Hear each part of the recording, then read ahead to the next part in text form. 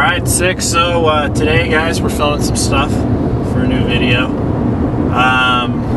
We're driving up the canyon for a sick shot that we're going to include, trying to find a sweet part of the canyon we want to film. So, I don't know, that's kind of what's up today. We've got pretty nice weather, except that it's cloudy, which is a pain because it messes with our exposure. We've had to deal with that a lot lately because we've actually been getting rain. It's unbelievable, but we live in a place where it doesn't rain, so if you live in a place where it does rain, leave a comment, tell us what it's like.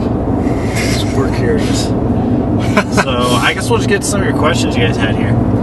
The trailers asked, why do you guys choose 3ds Max over Cinema 4D or Maya? We didn't have a reason. I don't know. We just... Okay, so this is funny. A lot of people are always asking us, like, what kind of software do you use? They're all so similar, it kind of just doesn't matter. Like the editing software we use, if you could do what we're doing in iMovie, it kind of doesn't matter what kind of software you use. Like we do use 3ds Max. Just because we had a way to get our hands on it, we have access to 3ds Max. If we had access to Maya or Cinema 4D, that's what we would be using. So it doesn't matter. I've seen stuff look phenomenal in all three programs, and it's all up to personal preference. So, or whichever one you have access to. Which for us, 3ds Max. Another one, okay. Well, all right. So the next top-rated comment is, what software/programs do you recommend for beginners/special effects artists? So going along with what I just said, it kind of doesn't matter, but there are certain limitations to certain programs, such as like Adobe After Effects can just do a little bit more things, or has more plugins for it, more third-party plugins than like Sony Vegas. So we would recommend that you get familiar with After Effects if you're starting out doing visual effects. Yeah, there are lots of tutorials for After Effects, so that's one thing to take into consideration, is like which program is it going to be easier to learn, because more people are out there teaching people how to use it, and one of those is After Effects. There's so many tutorials, so we totally recommend it, but I mean, it doesn't mean that you can't do a lot of the same stuff in something like Sony Vegas.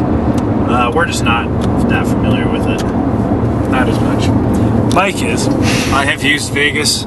I don't like it. So use After Effects. That's just my recommendation. Oh, that was from a Gray Brick production, by the way.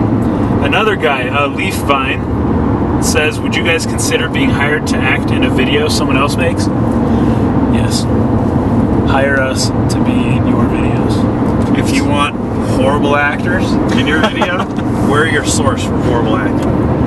One-stop shop for horrible actors.